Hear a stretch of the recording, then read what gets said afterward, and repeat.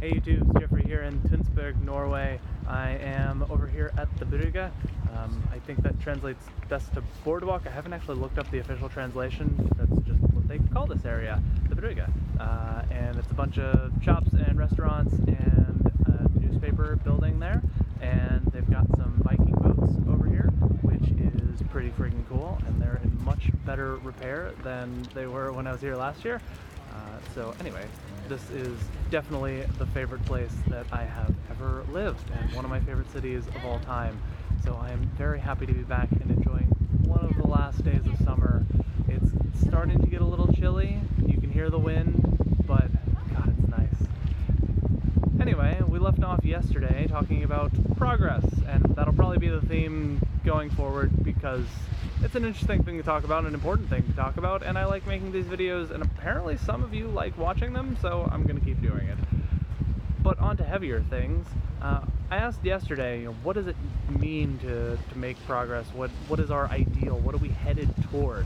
Well, I don't know if we actually need to have a definition of what we're headed toward, what our ideal is, but we can certainly look around and find examples of where we might want to be, like here. This is a pretty good place.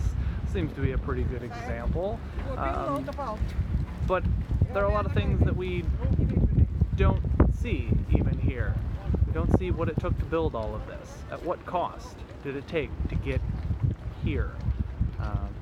First and foremost on my mind is, of course, climate change. It's been a hot summer here in Norway. There's been forest fires. I'm used to hearing that in Colorado, but in Norway and Sweden? No, it's supposed to rain here all the time.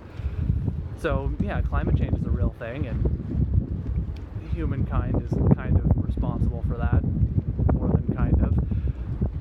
And of course, that came from building awesome things with fossil fuels. Now, even though we are in a country that gets like 98% of its electricity from renewable sources and has the highest penetration by far of electric vehicles in the world, that still doesn't say that it's always been that way. It certainly hasn't.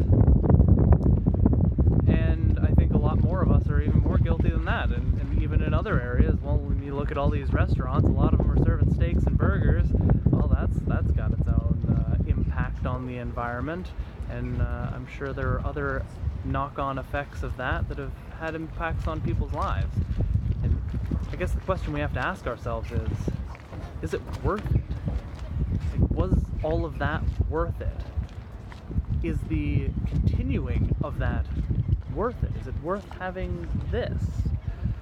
I'm pretty happy here, but I don't know who else is suffering because I have to be here. I guess I should look into that. Is anyone suffering because I have to be here? I don't know. I like this place, so I'm gonna stay here.